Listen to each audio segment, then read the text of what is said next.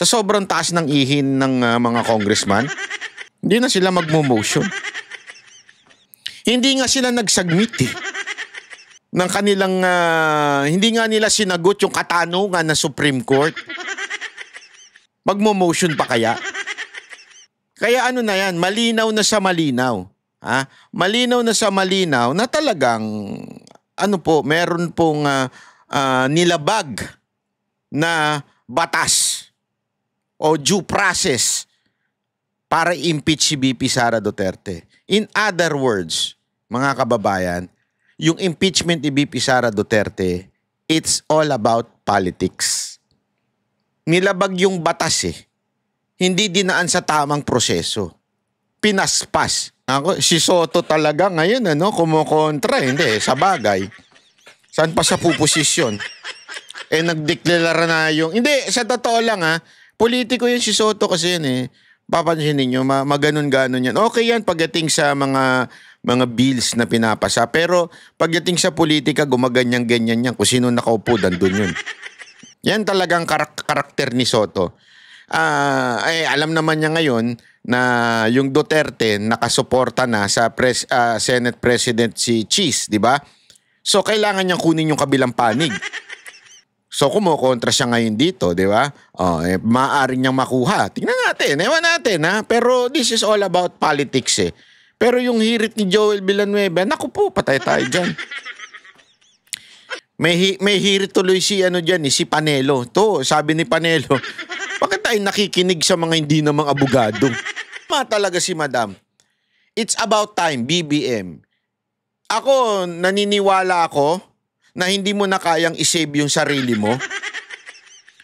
Pero malaking bagay kung sakasakali natanggalin mo itong speaker. Kasi disaster na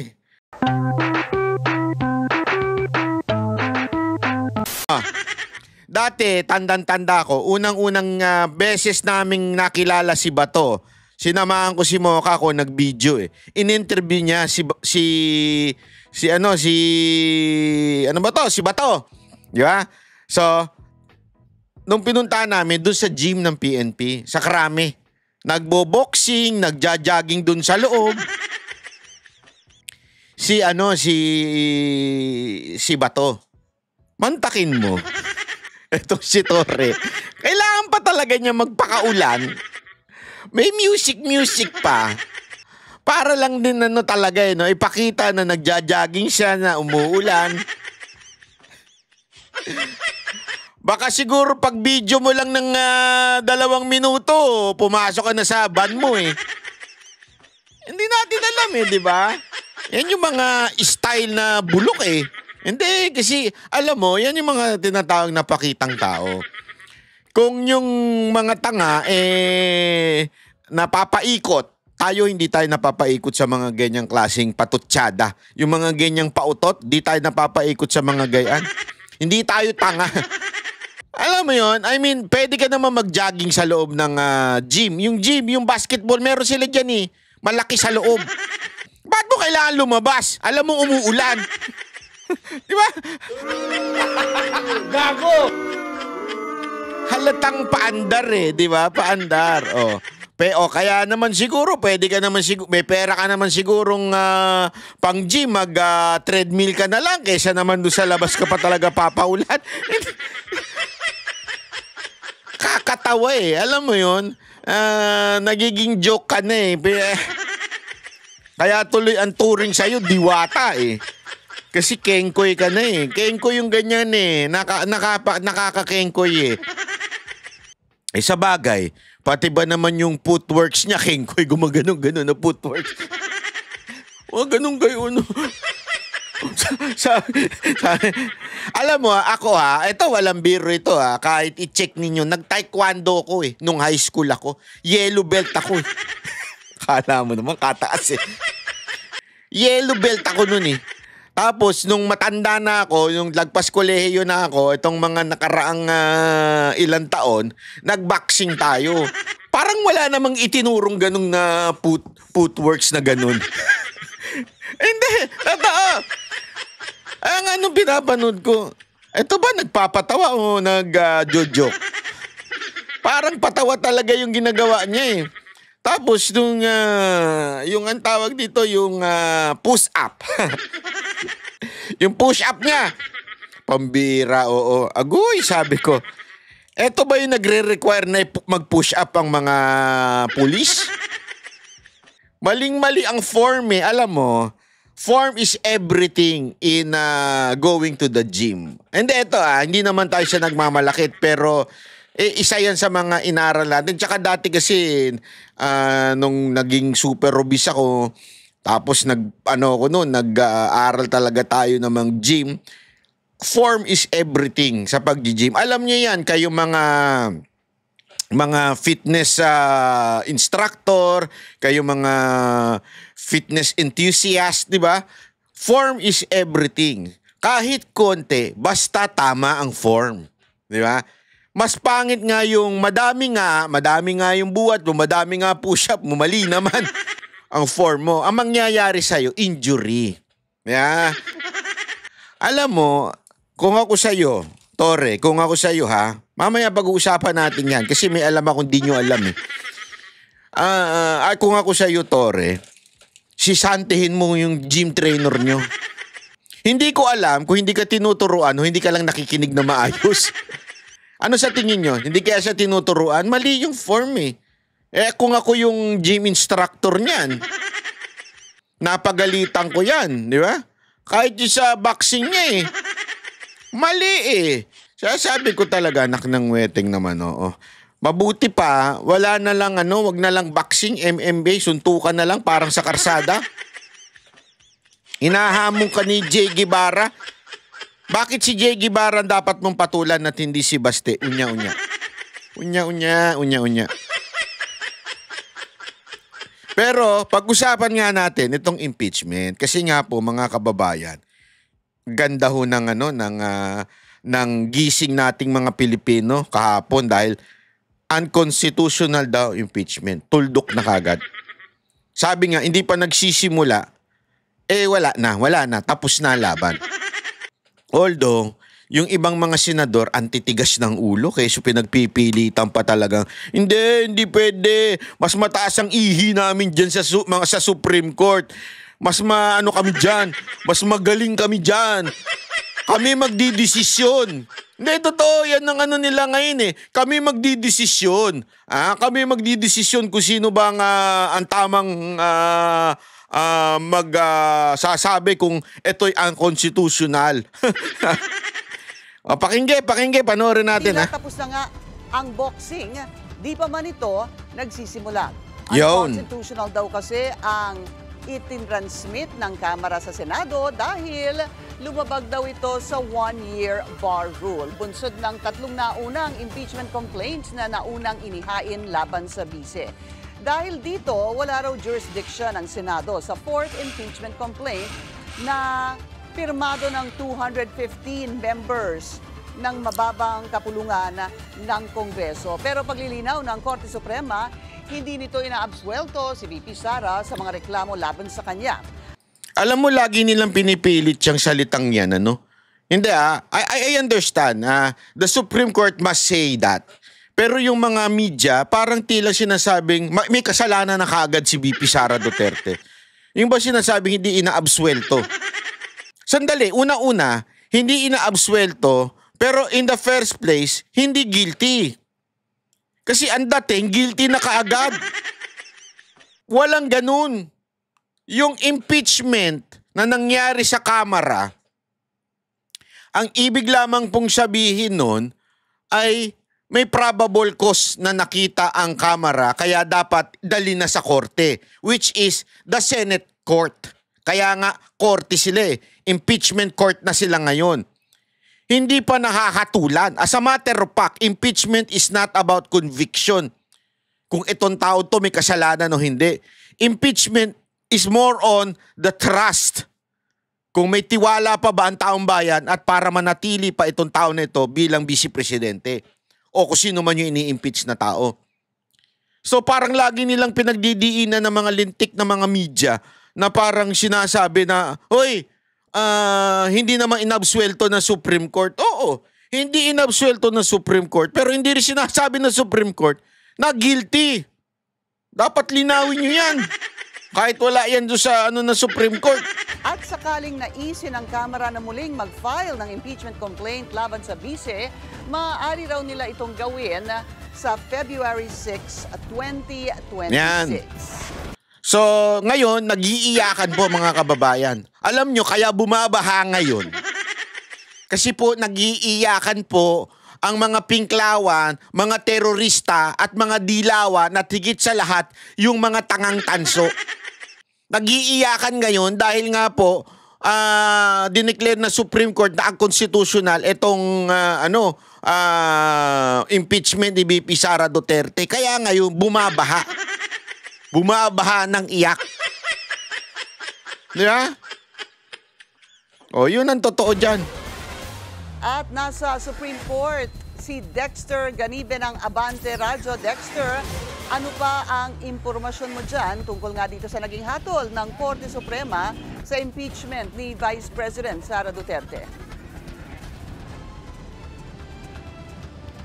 Akala mo nga isang boxing dahil unanimous itong desisyon o halos lahat ng mga maestrado ng Korte Suprema na present sa Korte Suprema during the deliberation ang bumoto o pumabor para ideklarang unconstitutional itong articles of impeachment na isinampa ng House of Representatives laban kay Vice President Sara Duterte na siyang isinampa sa Senado noong Pebrero. Matapos nga ang higit sa 5 buwan at 1 linggo buhat ng questionin sa Korte Suprema noong February 18, inilabas na ng Korte Suprema ang pasya sa issue ng unconstitutionality ng impeachment case laban sa Vice Presidente. Hatol ng Supreme Court sa articles of impeachment na itinansmit ng House of Representatives sa Senado ay unconstitutional. Yon. Paliwanag ni SC spokesperson Attorney Camille Ting, lumabag sa 1-year bar rule ang Kamara nang itransmit ang impeachment articles ng 4th complaint. May 3 naunang impeachment complaint nga na inihain laban sa Vice noong December 2, December 4 at December 19 taong 2024. At yung pang-apat na complaint na inendorso ng Kamara noong February 2025 ang siyang inakyat sa Senado.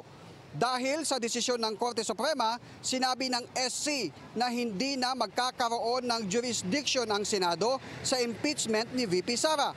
Pero nilinaw nga ng Korte Suprema na hindi nila pinapawalang sala ang pangalawang Pangulo sa mga reklamo laban sa kanya. Sakaling naisin man ng Kamara na muling mag-file ng impeachment complaint laban sa Vice Presidente, maaari itong gawin sa February 6, 2026. Yon. Sa pahayag naman ng impeachment. So, mga kababayan, it's going to be normal. Ang baha, sabi nga ni BBM. It's going to be normal ang baha. Huwag ka na kayong magreklamo.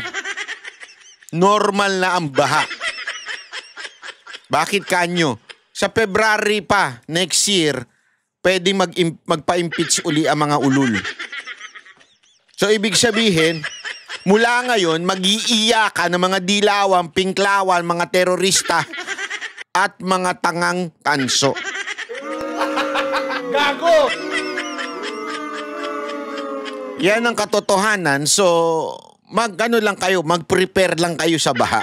Court, sa pamamagitan ng takapagsalita na si Attorney Reginald Tonggol, sinabi niyang ina-acknowledge ng impeachment court ang desisyon ng SC. Simulat sa pulaan niya ay sang-ayon sa konstitusyon ang bawat hakbang ng impeachment court at ginagalang nila ngayon ang pasya ng kataas-taasang hukuman. Kinakatigan niya ng SC decision ang maingat at hindi pa dalos-dalos na pagpapasya. Kabilang dito ang paghingi sa Kamara ng certification na wala silang nilabag na batas nang iakyat ang impeachment case sa Senado. Hihintayin na lang niya ang opisyal na kopya ng pasya mula sa Korte Suprema bago ang anumang desisyon o hakbang na gagawin ng impeachment court. Batay sa impormasyong nakalap ng Abante Radyo, 13 sa 15 Supreme Court Justices ang pumabor sa desisyong sinulat ni Senior Associate Justice Marvic Lunen na isa sa 2 appointee ni dating Pangulong Noynoy Aquino.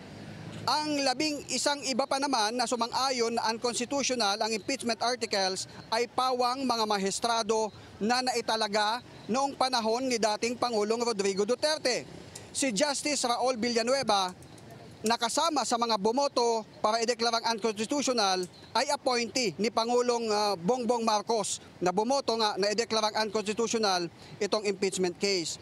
Hindi naman nakaboto, Pinky, itong si Justice Singh dahil siya ay naka-leave habang nag-inhibit itong si Justice Kagiwa na isa nga doon sa tinutukoy nating appointee ni nung Pinoy administration kasama ni Justice Marvic Lunen na siyang sumulat ng desisyon. Samantala, Pinky, umani ng iba't ibang reaksyon mula sa mga senator ang desisyon ng SC. Yan. Pero sandali, bago mag-react ito mga senador, maganda ipaliwanag muna natin na maigi ang bakit unconstitutional at anong dapat gawin. Okay? Kasi importante po ito. At mapapaliwanag po yan. Siyempre, walang iba kung hindi. Kasi alam mo mga kababayan, ito gusto ko lang sabihin. Pag mga ganyang bagay, legal matters. Okay? Legal matters, especially this is a decision of the Supreme Court. Huwag kayo makikinig doon sa mga senador na hindi naman lawyer. Huwag kayo makikinig doon sa mga congressman na hindi naman lawyer. Makinig tayo doon sa mga talagang batikang lawyer. Mga magagaling na lawyer, naging judge, doon tayo makinig. Hindi yung kung sino-sino lang pakikinggan natin. Hindi porket senador, may alam. Hindi porket congressman, may alam. Maraming tanga dyan eh. Di ba? Yan ang totoo. Makinig tayo sa isang magaling na abogado at public servant. Ito, hindi, wala akong biro. Pag ako gusto ko malaman ng mga bagay-bagay, dito tayo isa sa mga pinupuntahan natin go-to lawyer to. Bakit? Kasi hindi naman ito Duterte supporter, hindi ito DDS. And yet, very objective siyang tumingin ng mga issue. Halimbawa, ito nga po si Attorney Guanzon. Ayan na. Dineclare na ng Supreme Court na unconstitutional ang impeachment complaints kay Vice President Sara Duterte. Nakasaad po kasi sa ating saligang batas, ang konstitusyon, na ang impeachable officers, kagaya ng Vice President, ay pwede lamang ma-impeach minsan, once lang, sa isang taon, bawat opisyal. Yan ang unang pinaka-basic. Once lang in every 1 year. Ilan po ba ang impeachment na article na ginawa nila o yung complaint? Sorry, not article. Complaint na ipinasa. 4. Kung sino namang hindi kayo mga tanga. Sinabi na nga isa lang bawat taon. 4 ang iaano nyo. Hindi rin naman kayo mga na impeachable. At ano po ang ginawa dito ni Speaker Romualdez? 4 na complaint po ang pinagfa-file sa isang taon. Hindi lamang 2. 4 talaga. Naku po, grabe. At kaya sagot ang House of Representatives at ang Speaker ng Supreme Court. Sagutin ito mga katanungan ito. Ano nangyari doon sa 3 impeachment complaint? Bakit itong pang-4, ito yung inakyat nyo doon sa Senado? Bilang itong complaint na siyang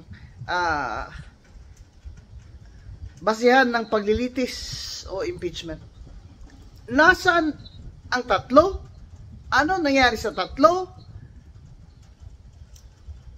Anong mga komite? Ako, madam, alam ko kung asan yung 3. Nandun sa SecGen nila. Kasi sinabi naman ng SecGen Sabi ng SecGen, sabi ng mga congressman, wag ko munang ipasa itong 3. Antayin ko yung pang-4. So yun ang ginawa ko. Hindi ko muna pinasa sa speaker yung pang-4. Ganyan na ganyan. Ang nagpasa nito, sinabi pa ng Supreme Court, sagutin ni Speaker. Nabasa ba ng lahat ng congressman at congresswoman ang impeachment complaint na yan bago nilang pinirmahan? Yon. Di ba may narinig tayong mga haka-haka dyan, pero palagay ko totoo yun, na pinatawag daw ang mga congressman na Nako. mga majority. Nako. Mga congressman na under the thumb of Speaker Romualdez, pinatawag daw at dun sila nagpirmahan.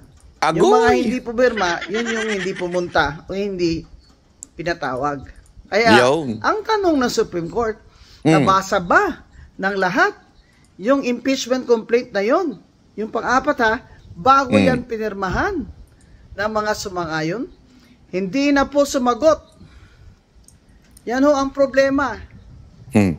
Kung ang ating House of Representatives ay sinasabi niyang siya, ang speaker, ay hindi po niya sasagutin ang Supreme Court. Abay,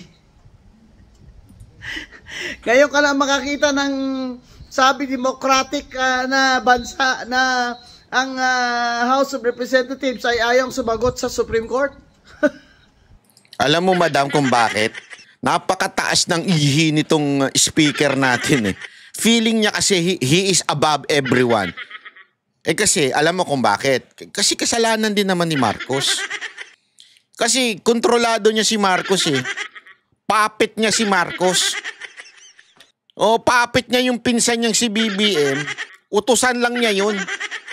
Kaya tuloy, feeling niya, utusan din niya itong Supreme Court. Yan ang totoo.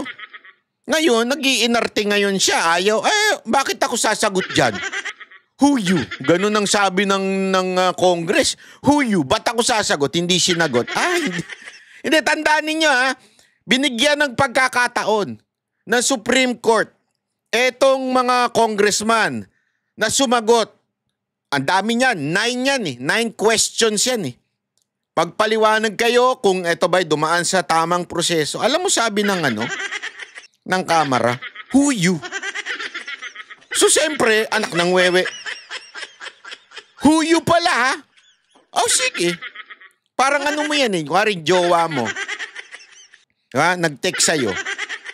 Hindi naka-register yung number ng jowa, yung pangalan ng jowa mo.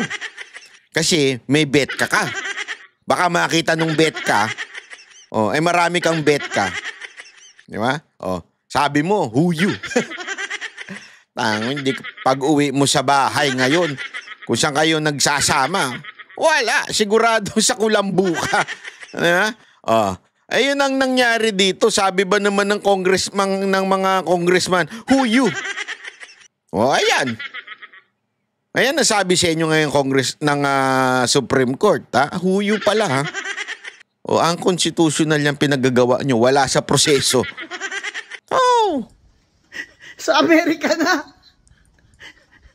Pag pinapasagot ng Supreme Court, sasagot talaga lahat ng mga opisyalis ng gobyerno. Ito talagang saksakan na talaga ang kapangyarihan ni Speaker Romualdez sa ilalim ng administrasyon ng kanyang pinsan, ni President BBM. Ito ay isang dagok na naman, hindi lamang dagok ito. Saksak ito sa dibdib ni BBM. Ang ginawa ng pinsan niyang Speaker of the House. Sa pagmamadali nilang talagang tanggalin si VP Sara para wala na siyang kalaban sa 2028, ay lahat ginawa nilang basta mapadali lang. Kaya ngayon, ma'am, 2 points na ho sila. Yung una, yung PI. Tablado rin sila ng taong bayan doon sa PI, di ba? Nabuking din sila doon sa lintik nilang PI. Ngayon, eto na naman. Hindi kasi, madam, ako sa inyo, dapat kayo ay pumasok sa Speaker of the House na opisina para magkaroon naman ng may matalinong abogado doon. Walang matalinong abogado doon, dami-daming pera ng opisina. Di ba? Ang dami-daming pera ng opisina, walang magaling na abogado. Kung siguro kayong abogado doon, masusuplak nyo yun. Kaya lang, minsan talaga, pag mayabang ka, hindi ka nakikinig eh. Di ba? Maaaring may abogado, hindi nga lang siya nakikinig. Kasi nga, sobrang hambog eh. Akala niya, siya na talaga ang presidente. O ayan, nangyari sa kanya. Sasabihin pa ba niya, ni Speaker, na hindi siya sangayon at hindi sila papayag? Ay, ngayon, ma'am. wala siyang magawa dahil yung... Yun na sinabi ng mga bata niya. Yung mga balalay niya. Nag-iingay na naman. Sinasabing hindi. There's separation of power between the judiciary and the legislative branch of government. May paganyan-ganyan pa sila. Alam mo, ang abogado alam yan. When you say Supreme Court, it is supreme. Sabi nga whatever the decision of the Supreme Court, it's a law. Batas. Kahit saan mong tingalang law books yan, correct me if I'm wrong, pero narinig ko ito sa abogado mismo, sa dean, sabi niya, any decision of the Supreme Court is a law. And a law must be followed by everyone. Not just the judiciary system yan o yung branch na yan. Hindi. Every branches of government should follow the law. And decision of the Supreme Court is the law. Hindi niya uto-uto yan si Senate President Chis Escudero. Yun. Maganda yun. Siyempre, sasabihin ni Senate President Chis Escudero, magsalita ng Supreme Court. Ano gagawin namin? Mas mataas pa ba kami sa Korte Suprema? Alam mo, sabi nga nila, Banat Bay, paano kung sakaling hindi sumunod ang Senado? Constitutional crisis yan. Oo. And I don't think they would do it. Many times, nangyari yan na there is a decision of the Supreme Court na medyo taliwas sa decision ng Senado. Pero since ayaw nila magkaroon ng constitutional crisis, sumusunod ang Senado. Kasi nga po, mga kababayan, this is Supreme Court. Hindi ito regular court o ito huy pinakamataas. Kaya nga ang sa Tagalog ng Supreme Court, kataas-taas ang hukuman. Mga ulol na nagsasabing mga senador dyan na hindi sila susunod. Alam mo ba't ang tapang nila? Kasi hindi sila abogado. Subukan mong abogado ka, sabi mo hindi ka susunod. Magagadun ka. Oh, si Gadon, di ba? 2 beses ba na-disbar yung abogado na yun? Oh, kaya nga ang lakas na loob ng mga ibang senador dyan magsalita Good luck sa inyo. Darating ang panahon, kakailanganin nyo ang desisyon ng Supreme Court. And the Supreme Court is the Supreme Court. Yun Mas mataas pa ba ang House of Representatives under Speaker Romualdez sa Korte Suprema? Yun, tama si Madam. Kasalanan po ito lahat ng inyong pinsan. Yun. Kaya sana po tanggalin nyo na yan as Speaker. Yun! Alam mo, Madam, that's the best thing that you have said. Hindi kasi alam mo, perfect example yung kay ma'am, hindi siya, inutos ng Supreme Court, hindi sinunod ni Tambay. Yung paupuin. Inutos ng Supreme Court yun. Sa sobrang kapal nga ng itong ni Tambi, mantakin mo yung asawa 3 beses nang naging congressman o congresswoman.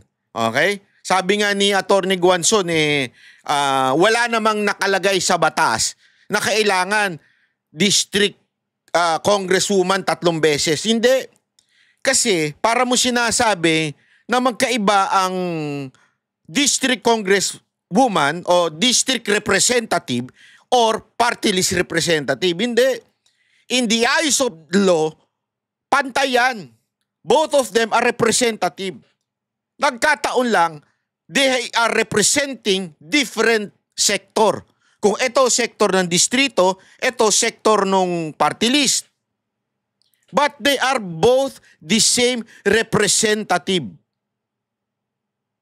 So, ibig sabihin nun, kung nakalagay sa batas, hanggang 3 lang ang congressman, ang representative magkakasunod. Hanggang 3 lang. Ngayon, binali ng COMELEC sa pamamagitan ni Tambi. Sinasabi ngayon, yung asawa, pang-4 na. Hindi na nga pinaupo to si Ma'am Attorney Guanzon. Ginawa pang ganun. Talagang alam mo, itong si sorry tama si Madam dito eh. Tama talaga si Madam. It's about time, BBM. Ako, naniniwala ako na hindi mo na kayang isave yung sarili mo. Pero malaking bagay kung sakasakali natanggalin mo itong speaker. Kasi disaster na eh. BBM, makinig ka doon sa isa mo pang kamag-anak. Alam ko kamag-anak niya rin si Chanko eh. Ha? Makinig ka doon. 'Di ba? Natalo yung mga kandidato mo dahil sa pinaggagawa ng yung impeachment. Pangalawa, yung pagpunta pagdala nyo sa dahig. Makinig ka kasi. Huwag kang parte ng party. Makinig ka naman minsan. Yan ang talagang sa totoo lang, hindi sana masisira yung unitain ninyo ni Sara Duterte kung nakinig ka sana eh. Natanggalin mo na. Simula pa lang sinasabi ko na sa iyo yan eh. Tanggalin mo si Tambi, maaari mo pang maligtas yung relationship nyo ni BP Sara Duterte. Hindi sana namin nalaman na ginamit nyo si BP.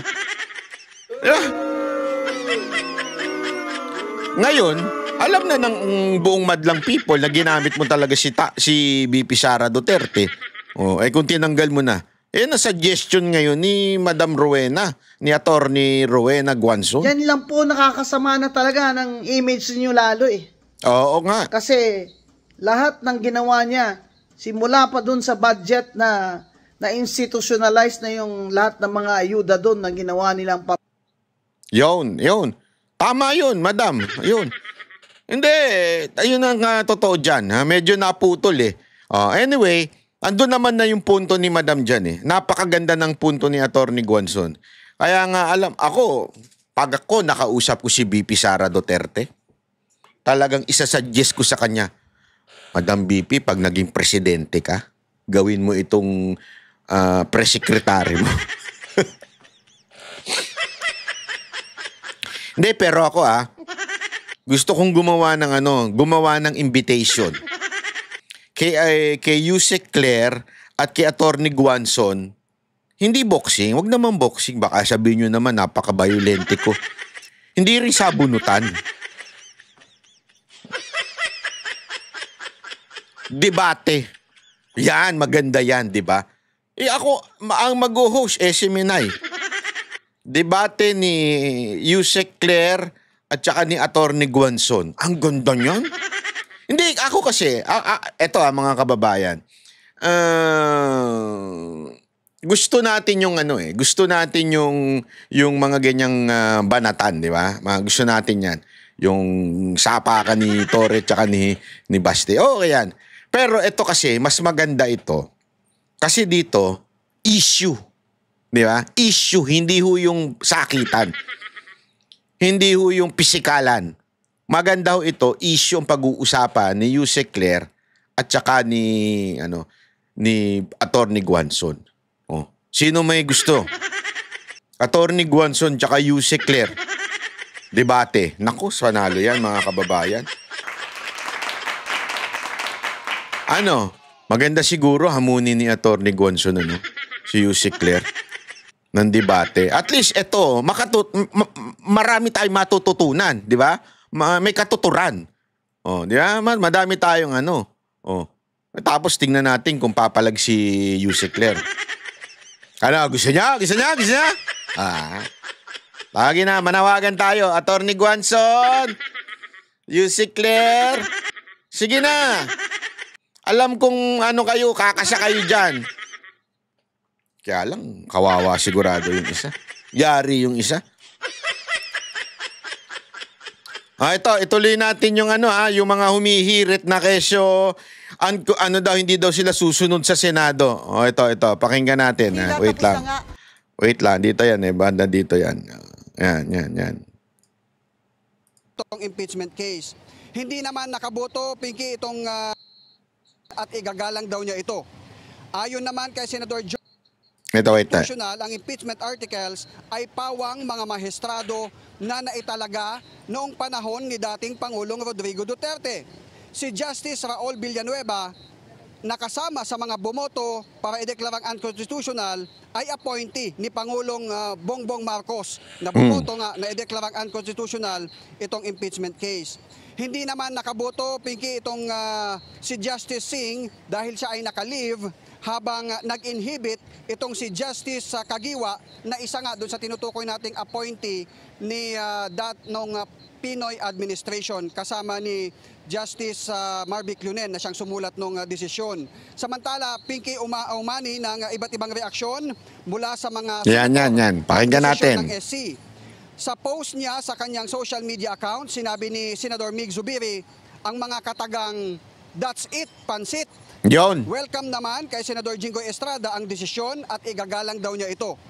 Ayon naman kay Senador Joel Villanueva, sa simula pa man ay umakto ng Senado ng may kahinahunan at tatalima sila sa sinasabi ng saligang batas at tuloy-an niya ang pag-convene ng impeachment court dahil nangyari na rin anya ito noong impeachment ni dating Chief Justice Corona na pinagbutuhan ng impeachment court kung susundin nila o hindi ang desisyon ng Supreme Court. Sabi naman ni Senador Tito Soto, mas papakinggan niya ang sasabihin ng Kamara at may kausap na anya siyang law expert na maaring i-disregard maaring i-disregard ng impeachment court ang desisyon ng Korte Suprema at pinag-aaralan niya itong legal advice na kanyang...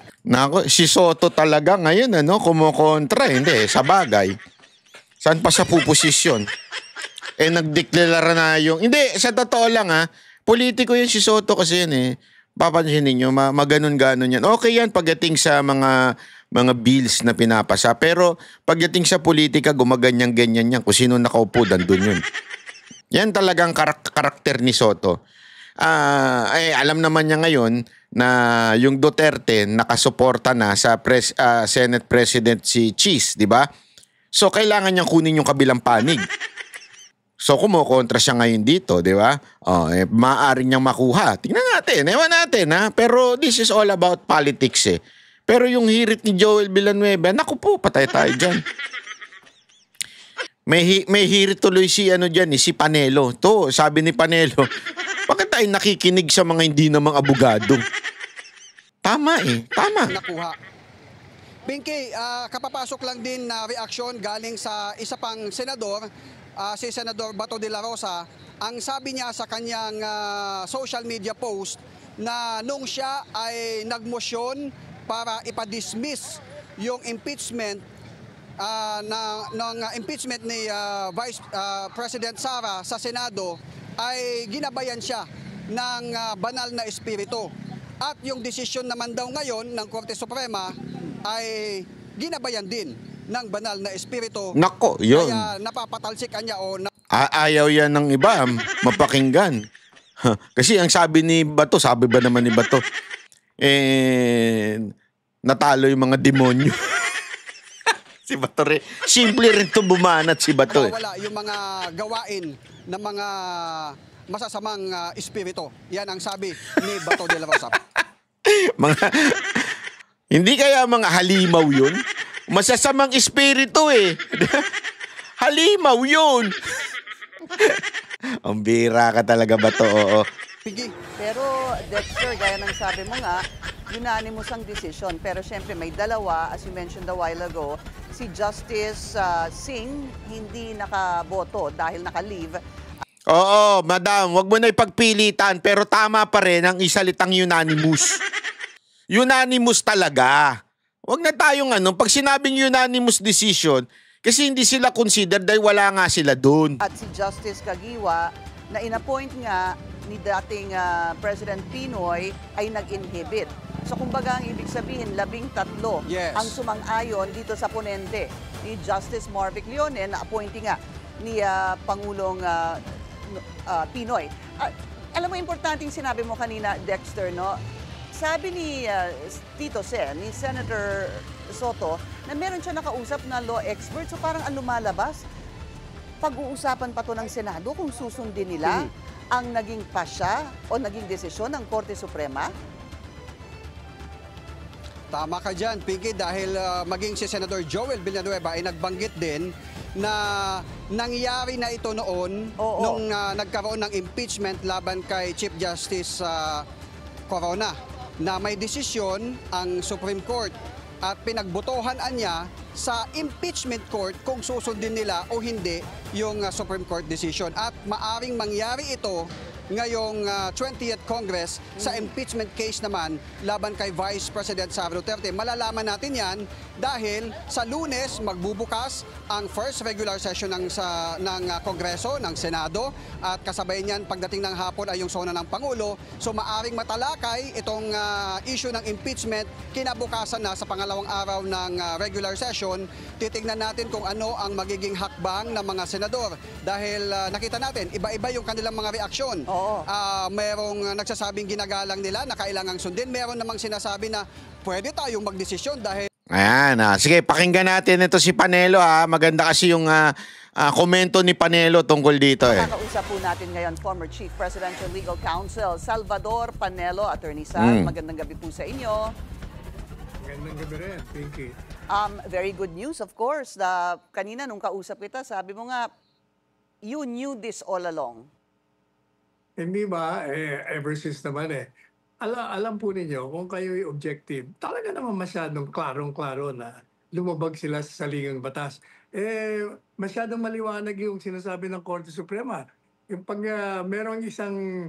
nag-file ka ng impeachment complaint, kailangan ilagay mo na agad sa order of business. Hindi nila sinunod, wala silang sinunod Kaya sabi nga ng anak ko si Paulo, the HOR played stupid games. So, they're being rewarded with stupid prizes. Alam niyo po, Attorney Sal, nung unang lumabas po itong breaking news, nag-iisip nga ako kung anong naging desisyon bago ko pa man nabasa yung press release. Of course, hindi ko pa nakikita yung buong buod nung desisyon. And I was wondering, saan ho kaya nagkaroon ng desisyon dito ang Korte Suprema tungkol ba dun sa initiation na tinatawag o dun sa nakapaloob sa Article 11, Section 3 ng Constitution that says that it should be included in the order of business within 10 session days. And parang lumalabas, dun nagkaroon ng violation. Yes, kasi maliwanag naman yun. Dapat pag natanggap mo yun, you have 10 days na ilagay mo sa order of business. And then, i-refer mo na ngayon sa Committee on Justice. And then they have 30 days para mag-deliberate sila.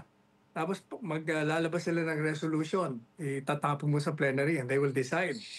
And even doon sa tinatawag na more than one-third, kailangan pa rin na merong kasi resolution na nakalagay doon Resolution na dapat manggagaling yun sa Committee on Justice. Lahat yun nilabag talaga nila Talagang lantaran ng paglabag. Kaya hindi nakatakataka na ganun ang desisyon ng Korte Suprema. Yung ganito po, alam naman natin na sabi nga unanimous. Subject pa rin ho ba ito sa motion for reconsideration kahit na ganito po ang naging boto? Well, that is a remedy given under the law. They can always file it. Pero given the fact na unanimous yung 13, wala na yan, malabo na yan. Kaya sundin na lang ho natin kasi maliwanag naman talaga ang salita. Yun ang dyan. Yan ang dapat kasi sinasabi nila, oo, syempre magmo-motion yan. Pero yung unanimous, sa madaling salita, may ibang dito, merong ibang anggulo na justice na sagsasabing, hindi kasi ganito yan. Walang ganun Walang opinion na nag-o-oppose doon sa 13 na naandun. Di ba? So, ibig sabihin, mga kababayan, pag unanimous, malabo na yan. Kahit motion pa nila yan. At saka, eto sa sobrang taas ng ihin ng mga congressman, hindi na sila magmo-motion. Hindi nga sila nag-submit ng kanilang, hindi nga nila sinagot yung katanungan na Supreme Court. Magmo-motion pa kaya? Kaya na yan, malinaw na sa malinaw. Malinaw na sa malinaw na talagang meron pong nilabag na batas o due process para impeach si VP Sara Duterte. In other words, mga kababayan, yung impeachment ni VP Sara Duterte, it's all about politics. Nilabag yung batas eh. Hindi dinaan sa tamang proseso. Pinaspas. Halimbawa na lang po, ikaw nahuli. Tapos yung proseso pinaspas. Hindi ka pinasagot. Kasi ganun dapat eh. Mare may demanda sa'yo. Mare may nagdemandang tao sa'yo. Dinimanda ka niya. Oy, ganito ka, bla bla bla. Dapat pasagutin ka. Tama, mali. Hihingin ka ngayon ng sagot ng piskal. Ano masasabi mo dito? Actually, bago pa yon, meron pang tinatawag na mediation eh. Ano yon? Susubukan muna kayong pagkasunduin. Ano ba problema? Ganito. Yan, meron yan. Ito, partiho ito ng due process. Pero imaginein mo, lahat yon hindi dinaanan. Hindi ka hiningan ng sagot doon sa demanda ng kalaban mo. Nung nag-a-accuse sa'yo, hindi ka hiningan ng sagot ng piskal. Tapos basta na lang niya sinagmit sa court at sabi naman ng court, warrant na yan. Nang hindi man lang humihingi sa'yo ng kahit na ano. Nangyari sa akin yan eh. Hindi ko na sasabihin. Bakit?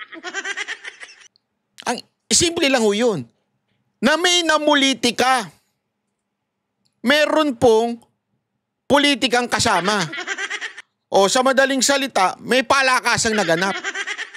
Kaya hindi dumaan sa due process. Okay. Kung gayon, ganun din ang sinasabi ng Supreme Court ngayon. Unconstitutional yan. And the Constitution, when you say that, yan ang pinaka-supreme. So, para talagang sinasabi, hoy, mga walang nya. Ito'y lengguwahe lamang po ng pangkanto. Kunwari, i-interpret natin sinasabi ng Supreme Court. Hoy, mga ulul. Hindi nyo mo lang binigyan ng pagkakataong sumagot yung inaakusa nyo.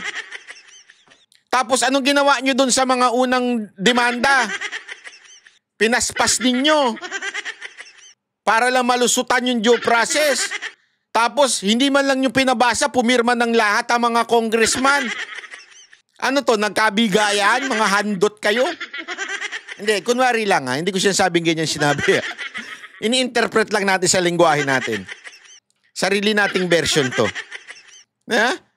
Ano to? Wina 150 ninyo? Tangin, daig nyo pa mga bakla ah.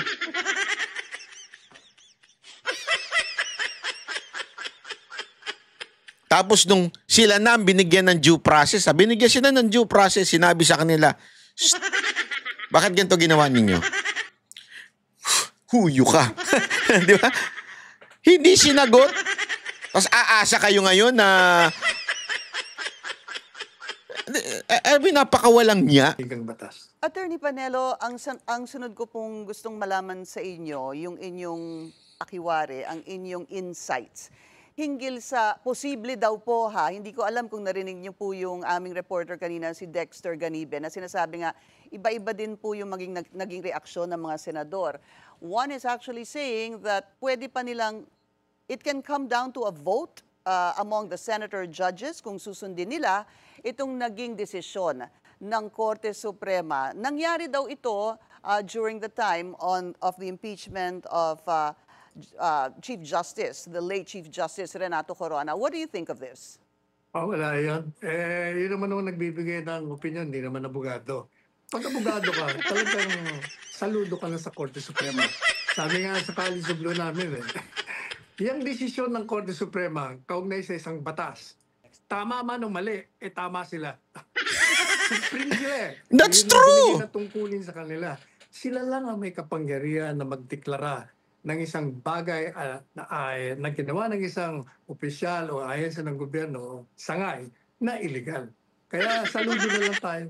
Isa pang tanong, Attorney Panelo, what about yung sinasabing yung mga katagang judicial overreach? Nagkaroon daw, para sa ilan, ng judicial overreach ang Korte Suprema hinggil dito. Pinasabi ko kasi nung walang galang na sa ating fraternity brad, Justice Tony Carpio. Overreach daw kasi hindi dapat daw pakialaman yung proseso ng House of Representatives, kung nabasa nila, ano bang ginugol nilang oras. Madalit sabi, maraming tanong ang Korte Suprema, hindi raw dapat na ginagawa yun, overreach sa'yo. Nakakalimutan ni Justice Carpio, yan ang problema kasi, pag bias ka ng dati, bias din ang opinion mo, na ang Korte Suprema ay may kapangyarihan na tingnan kung ang isang hakbangin o akto ng isang opisyal o sangay o ahensya ng gobyerno ay legal or illegal. At malalaman nila yon, factual kasi yun. Kaya kailangan bibigyan mo sila ng impormasyon at pruweba na hindi ka nag-abuso kasi they will determine precisely, the justices, whether or not there was a grave abuse of discretion. Paano mo malalaman kung nagkaroon ng malaking pag-aabuso kung di mo alam yung facts ng kaso, yung kalakaran surrounding yung mga circumstances surrounding the initiation, the transmission, and how it went about. Alright. Kailangan talaga malaman nila yun. Okay, maraming salamat po sa inyong oras, former Chief Presidential Legal Counsel. Ayan. So, napakaganda ng paniwalag ni Panelo. Ang Supreme Court. Yun na yun. Pinakakataas-taasan na po yun. Wala na pong mas tataas pa dun. Kaya nga, yung desisyon ng Supreme Court, dapat galangin na lang ng mga senador. Or else, magkakaroon talaga tayo ng crisis niyan. Di ba? So, hindi ako yun din ang sa aking pananaw. Pero sa tingin ko naman, si Chis Escudero would respect the Supreme Court. I think. Wala ho kasi kahit sinong tanungin mo, matinong abogado yung matino, wag mo tatanungin yung mga na-disbar. Yung matino. Final na yan. Final na po yan. Supreme Court na po yan Kaya, mag-expect po kayo mga kababayan na babaha pa ng babaha. Iiyak po ng iiyak ang Pinklawan, ang Dilawan, ang mga teroristang aktivista, makakaliwa, at syempre, huwag natin kakalimutan ang mga tangang tanso. Yung mga tangang tanso, yan ang talagang iyakin, sobrang iyakin yung mga yan.